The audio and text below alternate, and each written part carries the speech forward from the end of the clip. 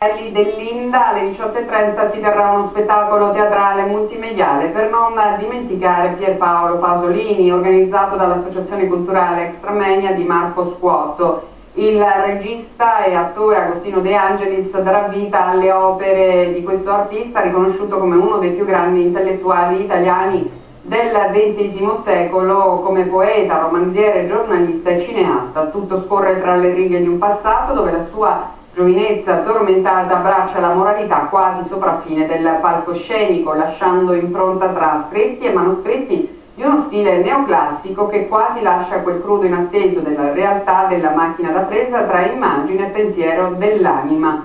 E dunque le musiche saranno accompagnate poi dal flauto di Andrea Lamonica, mentre il movimento coreografico sarà a cura di Natalia Carbonaro. Ed ora ci fermiamo, lasciamo spazio alla pubblicità e subito dopo la seconda parte del TG Blu, oggi dedicata al